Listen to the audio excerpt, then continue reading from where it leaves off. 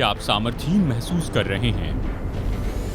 सामर्थ्यहीन है कि अपनी मंजिल पर नियंत्रण करें, अपने देश के भविष्य पर, आपके करियर पर, आर्थिक सुरक्षा पर और यहाँ तक कि प्रतिदिन के जीवन पर। हम अपने दिल और अपने मन के लिए आत्मिक युद्ध में जुड़े हैं। कई बार विजयी होने के लिए बहुत ही कम सामर्थ्य होती है।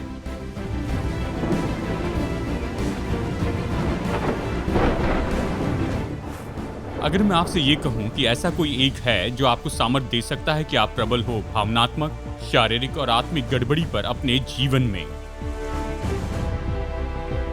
वो आपको सामर्थ्य दे सकता है कि आप जयवंत से भी बढ़कर हो जाएं, विजयी से बढ़कर, केवल जय पाने से बढ़कर जयवंत। जयवंत के नाते आप अपनी परीक्षा के द्वारा नहीं लेकिन अपने विजय के द्वारा पहचाने जाते हैं। जयवंत के नाते आप परमेश्वर ने दिए हुए हथियार पहन लेते हैं जो शत्रु से आपकी रक्षा करते हैं और आपको सामर्थ्य देते हैं कि अपने सबसे बड़ी रुकावट पर जयवंत हो जाएं। भाइयों और बहनों, हमें जयवंत होने के लिए बुलाया गया है। हमें बुलाया गया है कि हम विजय, बल और शांति और प्रेम में चलते जाएं। कई बार जब मैं लोगों से पूछता हूं आप कैसे हैं, तो कहते हैं मैं ठीक हूं, इन सारी परिस्थितियों में दबा हुआ हूं। हम परिस्थितियों के नीचे दबे रहने के लिए नहीं हैं, हम परिस्थितियों के ऊपर रहने के लिए हैं। हम नीचे दबे रहने वाले नहीं हैं लेकिन जयवंत होने वाले हैं। आमीन। कभी न रोके जाने वाले बल के साथ जीवन जिए, अटल विश्वास के साथ और अविश्वसनीय सामर्थ्य के साथ। खोज निकालिए कि कैसे आप जयवंत हो सकते हैं। मेरे मित्र किन डेविस जब वो कॉलेज में पढ़ रहे थे, उन्होंने स्पीच क्लास में ये संदेश दिया और सिखाया द लॉ ऑफ पेंडुलम। ये नियम कहता है कि जब कोई लटकी हुई चीज एक तरफ से दूसरी तरफ झूलती है तो इसकी दूरी गुरुत्वाकर्षण और घर्षण के कारण हर समय घटती और घटती चली जाती है और आखिरकार ये रुक जाती है, एक ही जगह लटकती है जब तक कि फिर से शुरू न करें। इसे दिखाने के लिए ब्लैक बोर्ड के ऊपर के भाग से कैन ने 3 फीट की रस्सी नीचे कुछ वजन लगाकर लटका दी और सरल पेंडुलम बना दिया और उन्होंने उस पेंडुलम को हिलाया ताकि वो ब्लैक बोर्ड के सहारे यहाँ वहाँ जाए और जहाँ जहाँ तक पेंडुलम पहुँचा वहाँ वहाँ पर उन्होंने ब्लैक बोर्ड पर मार्क लगा दिए। जैसे पेंडुलम यहाँ से वहाँ लटकते गया तो हर एक आर्क की दूरी घटती गई और इस कारण वो निशान बीच के बिल्कुल करीब और करीब आते चले गए। ये सक्रिय रूप में लॉ ऑफ पेंडुलम को यहाँ पर दिखाता है। ये नियम बताता है कि पेंडुलम जहाँ से शुरू किया था उस जगह तक फिर कभी नहीं पहुँचता है, अपने पिछले निशान तक। तो कह सकते हैं, उन्होंने कहा कि इसे विश्वास है कि ये बात सच है। लोगों ने हाथ उठाए ये सहमति के साथ में कि उनके प्रोफेसर और उनकी क्लास ये मानती है। लेकिन कैन यहीं नहीं रुके। अगली बात उन्होंने प्रोफेसर से कहा कि आप पीठ की ओर दीवार करके खड़े रहिए और भारी वजन का उपयोग करते हुए जो उन्होंने पहले से ही सीलिंग पर रस्सी के सहारे लगाई थी, उन्होंने उस रस्सी को खींचा और उसे प्रोफेसर की नाक से बस 1 इंच की दूरी पर रखा और उसे छोड़ दिया और ये वजन लटकता हुआ वहां से नीचे आते हुए दूर तक गया और वापस आने लगा प्रोफेसर के चेहरे की ओर। लेकिन वो प्रोफेसर को छू नहीं पाया क्योंकि प्रोफेसर वहां से जल्दी से भाग निकले। अपनी ओर आने वाले इस वजन को देखकर प्रोफेसर डर गए और वो वहां से दूर हट गए। अब प्रोफेसर ने कहा कि वो पेंडुलम के नियम पर विश्वास करते हैं, लेकिन इस परीक्षा में अपने विश्वास को रखने के लिए तैयार नहीं थे। केंट ये बताना चाहते थे, विश्वास हमारी क्रियाओं के द्वारा ही साबित हो सकता है। यीशु के अनुयायियों के लिए विश्वास की कमी ये तो केवल अविश्वास की बात है। ये सामान्य रूप में डर की बात होती है। जैसे C.S. लुइस ने लिखा कि विश्वास तो उसे थामने की कला है जिसे एक बार आपके कारणों ने स्वीकार किया, आपके बदलते हुए मूड के बावजूद भी। हमारे मूड यानी हमारी भावनाएं जैसे कि डर, इस पर प्रभाव हो सकता है जब तक हम उसके स्वामी न हो जाएं। जिससे हम सच जानते हैं उस पर हमारा भरोसा वो नाश कर सकते हैं। हम सामान्य रूप में विश्वास तो बाइबल या थियोलॉजिकल शब्द के रूप में देखते हैं, लेकिन हम प्रतिदिन विश्वास से जीते हैं। प्रभु को नहीं जानते तो भी विश्वास से ही तो जीते हैं। उदाहरण के लिए हवाई यात्रा को सोचिए।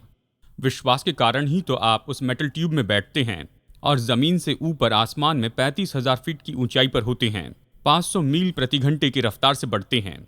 और एयर फ्लाइट की परिभाषा की बातें आपके लिए सहायक नहीं होती है। उदाहरण के लिए हमारी फ्लाइट खत्म हुई टर्मिनल पर। फ्लाइट अटेंडेंट हमें शाश्वती देते हैं कि जैसे हम अपना फाइनल अप्रोच कर रहे हैं, अपनी मंजिल पर हम पहुंचेंगे। और फिर हमें बताया जाता है कि तब तक बैठे रहिए जब तक कि हवाई जहाज पूरी तरह रुक न जाए। और मैं हमेशा सोचता हूं कि पूरी तरह से न रुकने का मतलब क्या होगा। मतलब कौन इस तरह के शब्दों को लेकर आने वाला है। मतलब हम ऐसे एयरलाइन को चुनते हैं जो कि हमें ऑफर देते हैं चीपेस्ट फ्लाइट के, जबकि देखा जाए तो डर के लिए यहाँ पर हर एक अवसर था। लेकिन यहाँ बैठे हुए ज्यादातर लोग हवाई जहाज में बैठे हैं और अनजान लोगों पर भरोसा किया है। आप उनसे कभी नहीं मिले थे, उनके बारे में कुछ भी नहीं जानते थे, और हवाई जहाज के बारे में तो आपको पता भी नहीं था कि उसका मेंटेनेंस सही है या नहीं, लेकिन फिर भी आप बैठ गए। इससे ही तो हम कहते हैं अंधविश्वास। हर दिन मनुष्य की जिंदगी में आप विश्वास से चलते हैं। अगर आप पायलट और हवाई जहाज पर विश्वास कर सकते हैं तो निश्चय ही प्रभु यीशु पर विश्वास करने के लिए आपको कोई मुश्किल नहीं होनी चाहिए। तो हम यहाँ पर इस चौथी बात पर आते हैं जो कि इफिसियों अध्याय 6 से हम युद्ध की इन सारी बातों के बारे में चर्चा करते आए हैं। और अध्याय 6 वचन 16 में ये कहता है कि इन सब के साथ विश्वास की ढाल लेकर स्थिर रहो, जिससे तुम उस दुष्ट के जलते हुए तीरों को बुझा सको। जब पौलुस ने यह लिखा तो वो बता रहा था एक बड़ी ढाल जिसका रोमी सिपाही उपयोग करता था पूरे शरीर की रक्षा के लिए। शायद आपने देखा होगा फिल्मों में इस तरह की ढाल को, या इसके बारे में पढ़ा होगा। ये ढाल 4 फीट ऊंची और 2.5 फीट चौड़ी होती थी। ये ऐसे चमड़े से बनी होती थी जिसे लकड़ी पर कसकर बांधा है। इसके ऊपर और इसके नीचे धातु लगाए जाते थे। और प्राचीन समय में शत्रु के योद्धा अपने भाले को या फिर तीरों के कोने को जहर में डुबो कर रखा करते थे। अगर ऐसे तीर केवल सिपाही के चमड़ी को घिसकर भी चले जाए तो उसके शरीर में जहर फैल जाता था और वो पल भर में मर जाता था। या फिर कई अवसर पर शत्रु अपने तीरों को तेल में डुबोता और उस पर आग लगाता और उन्हें रोमी खेमे की ओर चला देता था ताकि रोमी खेमा जल जाए। इसलिए ढाल इसलिए थी कि ऐसे भयानक तीरों से खुद की रक्षा करे जो कि केवल विनाश के लिए बाहर से आए हैं। और इफिसियों 6 में यहाँ पर पौलुस ने जो हथियारों की सूची दी गई है उनमें केवल यही एक है। ये एक ऐसा हथियार है जो कि एक खास उद्देश्य के लिए ही दिया गया है। पौलुस हमें बताता है कि विश्वास की ढाल का उद्देश्य यही है। ये तो केवल उस दुष्ट के जलते हुए तीरों से खुद की रक्षा करने के लिए है। नए नियम के विद्वान पीटर ओब्रायन के अनुसार ये तीर हर तरह के हमले को दर्शाते हैं जो शैतान और उसकी सेना के द्वारा प्रभु के लोगों पर चलाए जाते हैं। और ये तो ऐसे तीर है जो कि बहुत ज्यादा तादाद में आते हैं और इनमें होते हैं हर तरह की परीक्षाएं, भक्तिहीन व्यवहार, संदेह, व्याकुलता, यहां तक कि बाहर के प्रभाव जैसे कि सताव या झूठी शिक्षा। ये सारे तीर है जो शत्रु हम पर चलाता है। और अगर आप विश्वासी हैं तो आपकी पूरी जिंदगी में ऐसे हजारों तीर आपके विरुद्ध में शैतान और उसकी सेना के द्वारा आप पर चलाए जाएंगे। और खुद की रक्षा करने का एक ही तरीका है, वो है विश्वास। वो विजय जिससे संसार पर जय प्राप्त होती है हमारा विश्वास है। तो ये विश्वास कैसे काम करता है, हम विश्वास कैसे पाते हैं, अपनी जिंदगी में से कैसे बढ़ाते हैं, ये कैसे डर पर जयवंत होता है। किसी ने कहा कि विश्वास तो सक्रिय क्रिया है जो भरोसे पर होती है। विश्वास के दास और दासियों के लिए भविष्य असली हुआ। विश्वास धुंधला या अनिश्चित नहीं है, ये मजबूत सहमति है। कई बार लोग विश्वास के बारे में कहते हैं और आप सोचते हैं कि वो ऐसी कामना करते हैं, आशा करते हैं, ये कोई मनगढ़ंत बात है। लेकिन विश्वास ऐसा नहीं है। विश्वास ऐसी मनोदशा है जो तथ्यों पर आधारित है। मुझे याद है मैं मार्ला रनियन की कहानी पढ़ रहा था जिन्हें पता चला कि स्टारगार्ड डिसीज है और उनकी दशा तो बिल्कुल बिगड़ चुकी थी और वो पूरी तरह अंधी हो गई थी। उनके सामने की चीजें मानो ऐसे दिखाई देती थी कि खाली जगह हो। वो बस इतना ही देख सकती थी और रंगों के बारे में अनुमान लगा सकती थी कि कौन से रंग है, बस इतना ही उसे दिखता था। उन्होंने ठान लिया कि उनका यह अपाहिज होना उनकी जिंदगी बर्बाद नहीं करेगा। और हाई स्कूल के बाद वो गई सैंटियागो स्टेट में, जहां उसने 2 मास्टर्स डिग्री की और मदद ली, स्पेशल इक्विपमेंट और सहायक लोगों की मदद ली। और जब वो वहां पर थी तो ट्रैक के साथ में compete करने लगी। 1992 से 1999 तक उसने 5 गोल्ड मेडल जीते पैरालंपिक गेम में, जिसमें 1500 मीटर की रेस थी, पैन अमेरिकन गेम्स में भी। फिर 2000 में, फिर 2004 में रनियन यूएस ओलंपिक टीम में भागी होगी और वो पहली लीगली अंधी व्यक्ति हुई जो ओलंपिक गेम्स में खेल पाई। 8वें नंबर पर आई और ये टॉप अमेरिकन वुमन फिनिशर रही 1500 मीटर की दौड़ में सिडनी ऑस्ट्रेलिया में। 2006 में इसने दूसरा नेशनल चैंपियनशिप जीता 20 के इवेंट में। उसने सीखा कि वो अपनी लेन में बनी रहे और ट्रैक के उस रंग को उसने जाना अपनी अधूरी देखने की क्षमता में। हालांकि वो देख नहीं सकती थी कि दौड़ में वो कितनी दूरी तक दौड़ कर आई है। वो अपने कंपेटिटर के श्वास लेने की तीव्रता से ही इस बात को जानती थी कि कितनी दूर आई है। किसी ने इंटरव्यू में उनसे ये पूछा कि कैसे वो फिनिश लाइन तक आगे बढ़ती चली गई जिसे वो देख नहीं सकती थी। तब उसने कहा, मैं नहीं देख सकती लेकिन मैं जानती हूं कि वो वहां पर है। डॉक्टर मार्टिन लूथर किंग ने भरोसे के बारे में इसी तरह से कहा, विश्वास तो पहला कदम उठाना है, जबकि हालांकि आप पूरी सीढ़ी को नहीं देख पाते हैं।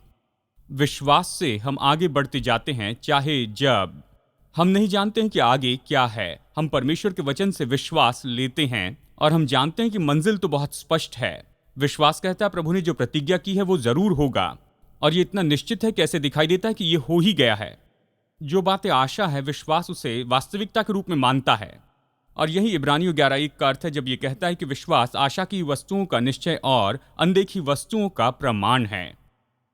आप हम में से एक जैसे हो सकते हैं जो कई बार महसूस करते हैं कि हमारा विश्वास तो बहुत घट गया है, लेकिन पौलुस कहता है कि हमारा विश्वास जहां पर है उसी बात में हमें खुश नहीं होना है। तो अपने विश्वास को हम कैसे बढ़ाएं? हम विश्वास को कैसे बढ़ाते जाएं? परमेश्वर के वचन में हमारे सहायक ऐसे सिद्धांत कैसे ढूंढते जाएं? ऐसा नहीं कि हम में थोड़ा विश्वास हो और प्रभु चाहते हैं कि हम में बड़ा विश्वास हो। मैं जानता हूं विश्वास बढ़ सकता है, क्योंकि पौलुस यहां कुरिन्थियों के विश्वास में बढ़ोतरी की मनसा कर रहा था। बाइबल कहती वो थिस्सलुनीकिया के विश्वासियों से मिलना चाहता था, इसे सुनिए, कि उनके विश्वास की घटी को पूरी करे। और अपनी दूसरी पत्री में वो उनसे कहता है कि तुम्हारा विश्वास बहुत बढ़ता जाता है। मुझे पता नहीं कि आपने इसके बारे में पहले सुना है या नहीं, लेकिन विश्वास बढ़ता है। आपका विश्वास बढ़ सकता है। आपके विश्वास को छोटा नहीं होना है। परमेश्वर चाहते हैं कि हमारा विश्वास बढ़ते जाए और अब से बेहतर हो जाए। तो बाइबल ये कहती है कि ये बहुत जरूरी है कि आपका और मेरा विश्वास बढ़ते जाए। आपके विश्वास को बढ़ाने के लिए आपको प्रचार चाहिए। आप कहेंगे, पास्टर मैं आपसे ये अपेक्षा कर रहा हूं क्योंकि आप यही करते हैं। और ये मैं नहीं कह रहा हूं, ये तो परमेश्वर के वचन में से है। प्रेरित पौलुस ये कहता है, विश्वास सुनने से आता है और सुनना मसीह के वचन से होता है।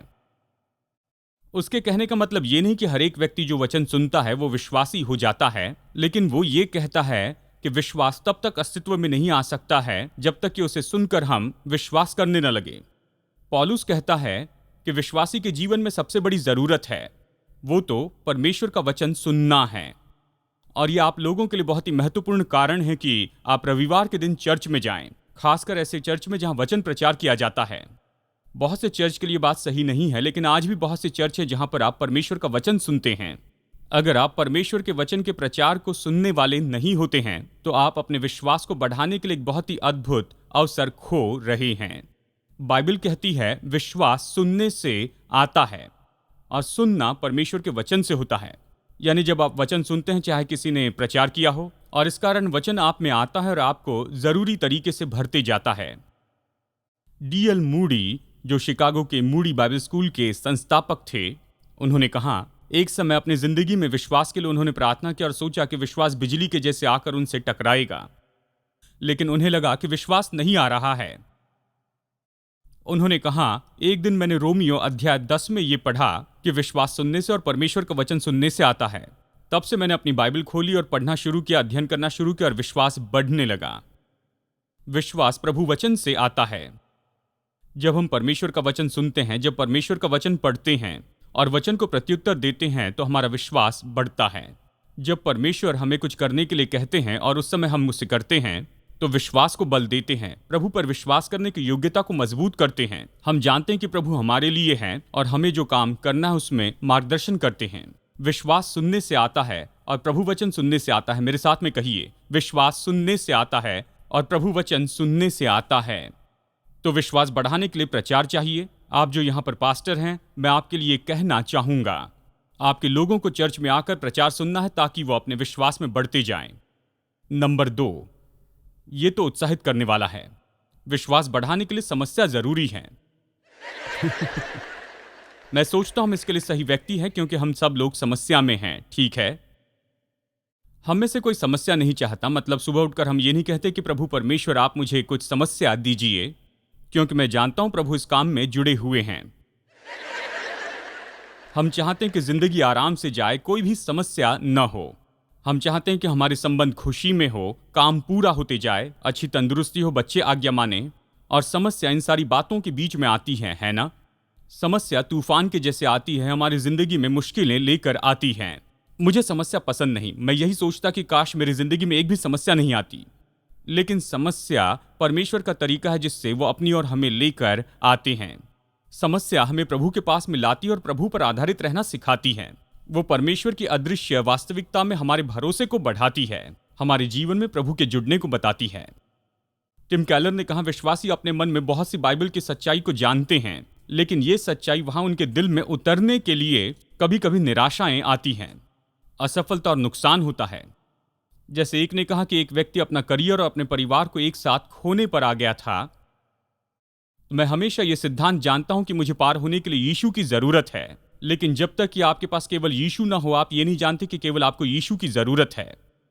समस्या के साथ प्रभु ऐसे ही करते हैं। प्रभु हमें समस्याओं में, परिस्थिति में लाते हैं तो आप कहीं नहीं बस ऊपर देखते हैं। अगर आप कैंसर के कारण हॉस्पिटल में पड़े हैं, जैसे मैं पड़ा था, अस्पताल के बिस्तर पर आप केवल ऊपर ही देख सकते हैं और आपको हर समय वहीं पर देखना जरूरी है।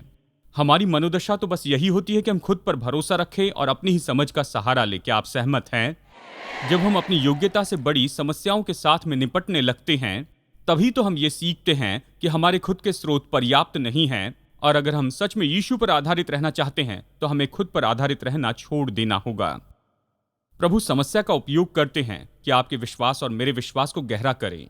जिंदगी की सबसे चुनौती भरी और डरावनी परिस्थिति में वो हमारे लिए सबसे अच्छा अवसर हो सकती है कि हम अपनी कमजोरी को जानें और अपना बल पाए। यीशु के पास हमें सबसे पहले जाना है, सबसे आखिर में नहीं। मुझे ये पसंद नहीं जब लोग आकर कहते, डॉक्टर जर्मया हमने इसकी और उसकी कोशिश कर ली, अब हमारे पास कुछ नहीं, बस प्रार्थना ही उपाय है। और मैं उनसे कहता हूं कि आपने संसार के सबसे बड़े प्रभाव को यहीं पर खो दिया था। जब हम प्रार्थना करते हैं तो प्रभु जो कुछ कर सकते उसमें प्रवेश करते हैं, और हम विश्वास के साथ प्रार्थना करते हैं कि परमेश्वर बड़ा बदलाव लेकर आ सकते हैं, क्योंकि हम भूतकाल के अनुभव से ये जानते हैं कि ये बात सच है। तो हम प्रचार के द्वारा अपने विश्वास को बढ़ाते हैं जब वचन को सुनते हैं, और विश्वास तब बढ़ता है जब परमेश्वर कुछ समस्याओं को भेजते हैं। जब समस्या आती तो क्या करते हैं? हम सब लोगों जैसे ही प्रार्थना करते हैं, प्रभु परमेश्वर इस समस्या को दूर कर दीजिए। या अलग प्रक्रिया में हम इस तरह से कहते हैं कि प्रभु ये क्यों हुआ? लेकिन मैं आपको एक नया दृष्टिकोण देता हूं। प्रभु परमेश्वर, क्या आप मुझे क्या सिखाना चाहते हैं? इन सारी परिस्थितियों से मुझे लेकर जा रहे हैं, मुझे क्या सिखाना चाहते हैं? जब आप ये कहेंगे तो प्रभु आपकी जिंदगी में काम करेंगे, विश्वास को बढ़ाते चले जाएंगे। और जरा सोचिए, जब परमेश्वर आपको समस्या में से लेकर जाते हैं और आप पीछे देखते हैं, इस कारण आप मजबूत होते हैं और अगली बार जब समस्या से जाते हैं तो उस पर विश्वास करते हैं, क्योंकि आप जानते हैं प्रभु उस समय आपके साथ थे और भविष्य में भी आपके साथ में होंगे। तो हम अपना विश्वास बढ़ाते हैं प्रचार के द्वारा, समस्याओं के द्वारा अपने विश्वास को बढ़ाते हैं। हम अपना विश्वास बढ़ाते हैं लोगों द्वारा। लोगों की जरूरत है। मैं आपको बताऊं कि विश्वास समाज में जल्दी बढ़ता है अपने आप में बढ़ने से। हम एक साथ मिलकर बेहतर बढ़ते हैं। आमेन। चर्च इसी के बारे में है, समूह इसी के बारे में है, सेवकाई की सारी टीम इसी के बारे में है। आप अपने आप को अलगाव में मत रखिए। ऐसी परिस्थिति में कभी मत आइए जहां पर आपके साथ केवल आप ही रहते हैं। खुद को ऐसी दशा में रखें जहां दूसरे हैं और दूसरों के साथ में आप रहते हैं। विश्वास में बढ़ने के लिए उद्देश्य चाहिए। डैनियल रिची के जन्म से ही कोई हाथ नहीं थे। ये उनके लिए चुनौती भरा था कि पैर के द्वारा और पैर की उंगलियों के द्वारा काम करते जाएं, कि वो कपड़े पहने, तैयार हो, खाना खाएं और कार भी चलाएं। लेकिन उन्होंने किया। उनके लिए सबसे बड़ी चुनौती तो उनसे मिलने वाले लोगों की मनोदशा ही थी। उन्होंने अपनी जिंदगी में अपमान का सामना किया, यहां तक कि उनके परिवार ने उन्हें रेस्टोरेंट से जाने के लिए कहा, क्योंकि वो रेस्टोरेंट के डाइनिंग रूम में अपने पैरों के द्वारा भोजन कर रहे थे। कई बार सबसे बड़ा अनुमान तो सीधे रूप में बताया जाता है। उन्हें माना जाता था वो तो गलत हैं और पूरी जिंदगी जीने के लायक नहीं हैं। इसके परिणाम में डैनियल ने विश्वास किया कि वो किसी लायक नहीं है, और वो खुद के और लोगों के बारे में नफरत बढ़ाने लगे जो उनसे नफरत करते थे। डैनियल तो विश्वासी नहीं थे, उनके कोई मित्र भी नहीं थे। एक रात क्लासमेट उन्हें चर्च में लेकर गए और उस दिन उस प्रचारक ने सभी लोगों के लिए परमेश्वर के प्रेम के बारे में सरल डिवोशन दिया। भजन संहिता 139 वचन 14 से कहा, मैं तेरा धन्यवाद करूंगा इसलिए कि मैं भयानक और अद्भुत रीति से रचा गया हूं। तेरे काम तो आश्चर्य के हैं। ये संदेश डैनियल के दिल में गया और उसने जाना कि परमेश्वर ने एक उद्देश्य के साथ उसे बनाया और ये परमेश्वर का उतना ही अद्भुत काम है, बिल्कुल उन्हीं के जैसे जिनके अपने हाथ हैं। और उस रात डैनियल रिची ने अपनी जिंदगी मसीह को दी। कुछ समय बाद उन्होंने सेवकाई के लिए बुलाहट महसूस की। वो अब प्रचार करते हैं, सिखाते हैं, कॉन्फ्रेंस और यूथ इवेंट्स में प्रचार करते हैं, पूरे अमेरिका में और पूरी दुनिया में। और वो कहते हैं, मेरे शर्ट के खाली हाथ का मैं उपयोग करता हूं कि लोगों को परमेश्वर की ओर लेकर आऊं।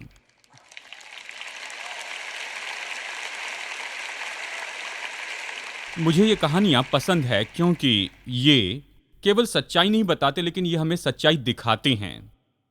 परमेश्वर कई बार हमें उद्देश्य देते हैं जिसके लिए जरूरी होता है कि हम खास तरीके से प्रभु पर भरोसा रखें। और इसलिए यीशु को अपने चेलों में विश्वास बढ़ाने के लिए उन्हें काम और चुनौतियां देनी पड़ी। प्रभु ने अक्सर ऐसे किया। वो उन्हें तूफान के बीच में लेकर जाते और खुद नाव में सो जाते थे। क्या कर रहे थे? विश्वास सिखा रहे थे। क्या उन्हें तूफान से डरना था जबकि सृष्टिकर्ता परमेश्वर उनके साथ नाव में थे? हाँ, वो डर गए थे। और प्रभु ने कहा, तुम में विश्वास नहीं है। ये बात सच थी। प्रभु ने उन्हें दो दो करके भेजा कि वो दुष्ट आत्माओं को निकाले, चंगाई दे। एक समय पर तो बस केवल 5 रोटी और 2 मछलियों के द्वारा 5000 पुरुषों को भोजन देने के लिए कहा। और एक और जगह पर 7 रोटियां और बस कुछ मछलियों से 4000 को खिलाना था। और पृथ्वी पर अपनी सेवकाई के अंत में उसने अपने पहले उन्हें यरूशलेम भेजा और कहा कि रुके रहो क्योंकि पवित्र आत्मा आएगा। परमेश्वर हमें उद्देश्य देते हैं ताकि वो हमारे विश्वास को बढ़ाते चले जाए, इसे फैलाते चले जाए। जब मैं पूरे देश में लोगों से मिलता हूं जो जानते हैं हमारे चर्च को, हमारे रेडियो और टेलीविजन के प्रोग्राम को, तो अक्सर मुझसे यही सवाल पूछते हैं कि क्या शुरू में आपने इसका दर्शन देखा था? मैं मुस्कुराकर उनकी ओर देखकर कहता हूं, नहीं, मैंने मोबाइल होम चर्च में 35 लोगों के साथ में शुरू किया था। प्रभु अभी जो कर रहे हैं, क्या मैंने उसे पहले देखा था? बिल्कुल नहीं देखा था। लेकिन इस पूरे मार्ग में परमेश्वर ये सब कुछ मेरे सामने रखते चले गए जिस पर मैं अपने मन और दिल से विश्वास नहीं कर सकता था।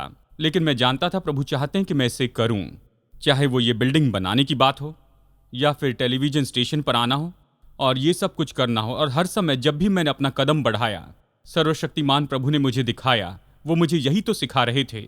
हम विश्वास की मांसपेशियों को फैलाने से विश्वास सीखते हैं। जो हमारे पास है केवल उसके लिए प्रभु पर विश्वास करें तो विश्वास में नहीं बढ़ सकते हैं। हमें चाहिए प्रोजेक्ट्स, हमें चाहिए समस्याएं और सारी चुनौतियां कि प्रभु पर भरोसा करें उन बातों के लिए जो हम खुद नहीं कर सकते हैं और प्रभु को इसे करते हुए देखना है। विश्वास में बढ़ने के लिए हमें उद्देश्य और दृष्टिकोण चाहिए। हमें कौन सा दृष्टिकोण चाहिए? जब चेलों ने यीशु से कहा कि हमारा विश्वास बढ़ाइए, और यीशु ने उन्हें उत्तर दिया, यदि तुमको राई के दाने के बराबर भी विश्वास होता तो तुम इस शहतूत के पेड़ से कहते कि उखड़ कर समुद्र में लग। मैंने इसका प्रचार सुना है और इसका कई बार गलत उपयोग किया गया है। दूसरे शब्दों में यीशु यहां पर यह कह रहे थे कि तुम्हारे विश्वास का आकार मायने नहीं रखता है, लेकिन तुम्हारे परमेश्वर का आकार यहां पर मायने रखता है। यीशु के चेलों को अपने विश्वास को बढ़ाने के लिए सही दृष्टिकोण की जरूरत थी। अब यहां पर दृष्टिकोण के बारे में मैं आपको अपनी कार के बारे में बताऊंगा। पावर स्टीयरिंग के द्वारा मैं अपनी 2 टन की कार को एक उंगली से घुमा सकता हूं। इसलिए नहीं कि मेरी उंगली इतनी बलवान है, लेकिन मेरे कार की पावर स्टीयरिंग इतनी बलवान है। मेरी उंगली से मैं उस पावर को वहां काम में लाता हूं और वो काम हो जाता है। विश्वास ऐसे ही काम करता है। लाइफस्टाइल मिनिस्ट्री के फाउंडर राउंड डाउन ने इस तरह से कहा, विश्वास के लिए एक वस्तु होनी चाहिए। बहुत से लोग होते हैं, महत्वपूर्ण है कि आप विश्वास करें। आप जो विश्वास करते हैं वो तो दूसरी बात है। लोग कहते हैं विश्वास है, मुझ में विश्वास है, किस में? लेकिन बस विश्वास है। उनका विश्वास विश्वास में है। बस यही कि विश्वास में विश्वास है। वो इस तरह से सोचते हैं कि ये तो कुछ अलग तरीके से अजीब बात पर विश्वास करना है। ये तो ऐसे सोचते हैं कि ये ऐसी विचारधारा है जो मरणहार को कैप्टन मार्वल बना दे। सच तो यह है कि विश्वास में कोई सामर्थ्य नहीं है। विश्वास पहाड़ों को नहीं हटाता है, लेकिन परमेश्वर हटाते हैं। बाइबल के अनुसार कहें तो विश्वास एक मनुष्य की क्रिया है, न इसमें कोई खास गुण है और न ही इसमें कोई बहुत बड़ी सामर्थ्य है। विश्वास की सामर्थ्य तो परमेश्वर में है। तो आप ये मत कहिए मेरा विश्वास बहुत छोटा है। ये आपका विश्वास नहीं। आपको बड़े परमेश्वर को अपने दिल में रखना है और जानना है कि आप जो कुछ मांग सकते हैं, सोच सकते हैं, उससे बढ़कर परमेश्वर करने योग्य है। और जब उन दिनों में जब हमने फोर्ट वेन में चर्च शुरू किया था और हर शाम को हम गवाही देने के लिए जाते थे, मैं विश्वास के लिए इस उदाहरण का उपयोग करता था, क्योंकि कुछ लोगों के लिए विश्वास तो बहुत ही मुश्किल बात होती है। अगर वो विश्वास नहीं समझते हैं तो वो विश्वासी नहीं होंगे। तो आपको काम करना होगा ताकि वो विश्वास कर सके। और किसी ने मुझे ये उदाहरण बताया, कहिए कि आप सर्दियों के समय मिनेसोटा जाना चाहते हैं आइस फिशिंग के लिए, तो मैं आपसे सवाल पूछता हूं, तो क्या आप वहां 2 फीट बर्फ पर थोड़ा सा विश्वास रखेंगे या 1 इंच बर्फ पर बहुत ज्यादा विश्वास रखेंगे? मैं ये सवाल सबसे पूछता था और जानते हैं ज्यादातर लोगों ने ये कहा, मैं सोचता हूं कि मुझे 1 इंच के बर्फ पर ज्यादा भरोसा रखना होगा। कभी ऐसे आदमी के साथ फिशिंग के लिए नहीं जाना। क्या ये दिलचस्प नहीं है? देखिए, हम में कितना विश्वास है और हमारे विश्वास की बात कितनी सुरक्षित है। 2 फीट की बर्फ पर मैं थोड़ा सा विश्वास रखूंगा और निश्चय ही ये तो बहुत सुरक्षित होना है, इसके बजाय कि बहुत ज्यादा विश्वास रखूं इस बस 1 इंच की बर्फ पर, उसमें आप भीग जाएंगे। लेकिन यही तो चाबी है, यही तो दृष्टिकोण हम में होना चाहिए। बाइबल कहती है कि हमें मिला नहीं क्योंकि हमने मांगा नहीं है। पिछली बार आपने प्रभु से कब कुछ मांगा था जिसके लिए आपको विश्वास करना पड़ा था? कई बार हम प्रभु से ऐसी चीजें मांगते हैं जो हम खुद पा सकते हैं, ताकि बस इसके लिए परमेश्वर को हम सम्मान देते जाएं। अगर हम थोड़ा आगे बढ़कर इस तरह से कहें कि प्रभु, मुझे पता नहीं क्या होने वाला है, मुझे पता नहीं कि ये कहां से आएगा, लेकिन मैं जानता हूं आप सामर्थी और बलवान हैं। मैं विश्वास करता हूं कि आप इसे कर सकते हैं और आप इसे करेंगे। और प्रभु पर विश्वास करते हुए प्रभु पर भरोसा करते। परमेश्वर की दृष्टि में समस्याएं बड़ी या छोटी नहीं होती हैं। हमारे दृष्टिकोण को बड़ा बनाना जरूरी है, ताकि हम देख सके कि हमारे विश्वास के लिए परमेश्वर निश्चय ही प्रत्युत्तर दे रहे हैं। चाहे आप अपने विश्वास को कितना भी छोटा या महत्वहीन रूप में देखें, भाइयों और बहनों, प्रार्थना करते रहिए, भरोसा कीजिए, प्रभु पर भरोसा रखिए। आपका विश्वास जो कि प्रभु पर है वो सबसे महत्वपूर्ण है। आपके विश्वास का आकार महत्वपूर्ण नहीं। अपना ध्यान अपने ऊपर से परमेश्वर पर लगाइए और फिर आगे बढ़कर परमेश्वर से महान चीजें मांगिए।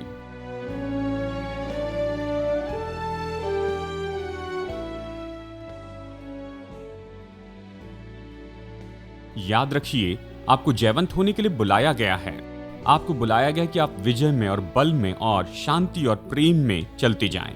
और इसके लिए सबसे पहला और सबसे महत्वपूर्ण कदम है कि उस महान विजय पर विश्वास रखें, यीशु मसीह पर। विश्वास और यीशु के साथ में नजदीकी ये आपको हिम्मत और साहस देंगे कि किसी भी चुनौती पर जयवंत हो जाएं। अगर आपने प्रभु यीशु मसीह पर अपने प्रभु और उद्धारकर्ता के रूप में विश्वास नहीं किया, तो मैं प्रोत्साहित करता हूं कि आज ही ऐसा कीजिए और फिर अपना ये निर्णय दूसरे विश्वासियों को बताएं, भरोसेमंद सेवकाई या स्थानिक चर्च को बताएं और अपने इस नए विश्वास में निरंतर बढ़ते चले जाएं। प्रभु आशीष दे और मैं आशा करता हूं अगली बार फिर मुलाकात होगी यहीं पर टर्निंग पॉइंट में।